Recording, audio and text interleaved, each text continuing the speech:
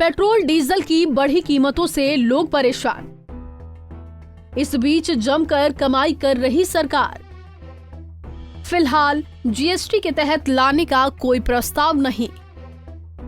पिछले 16 दिनों से पेट्रोल और डीजल की कीमतें सबसे उच्च स्तर पर बनी हुई है। इस बीच केंद्र सरकार ने माना है कि इसके जरिए उसे खूब कमाई हो रही है। सोमवार को संसद में सरकार ने स्वीकार किया 6 मई 2020 से पेट्रोल और डीजल पर सरचार्ज, एक्साइज ड्यूटी, सेस के जरिए सरकार प्रति लीटर डीजल पर 33 रुपए और पेट्रोल पर 32 रुपए की कमाई कर रही है। सरकारी आंकड़ों के अनुसार 1 जनवरी 2020 से 13 मार्च 2020 तक केंद्र सरकार पेट्रोल पर 20 रुपए और डीजल पर 16 रुपए की कमाई कर रही थी।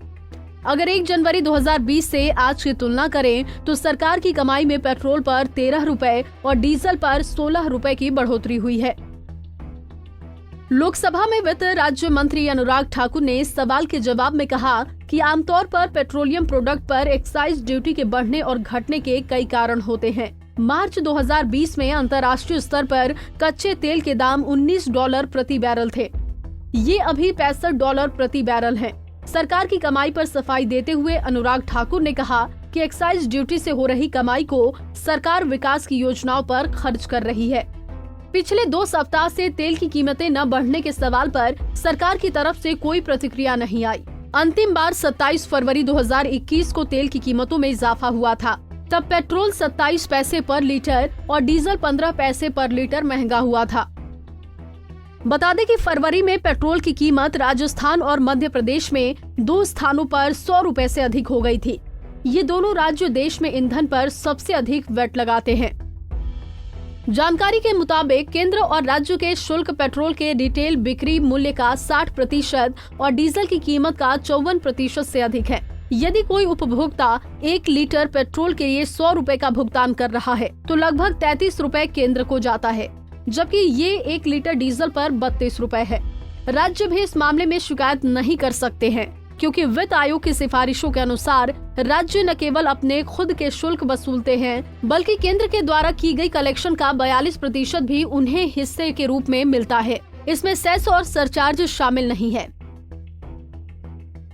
गौरतलब है कि कई विशेषज्ञों के मुताबिक अगर पेट्रोल डीजल जीएसटी के दायरे में आ जाए तो इनके दाम बेहद कम हो जाएंगे। हालांकि ईंधन से मिलने वाली आय को देखते हुए न तो केंद्र और न ही राज्य सरकारों ने इस संबंध में पहल की।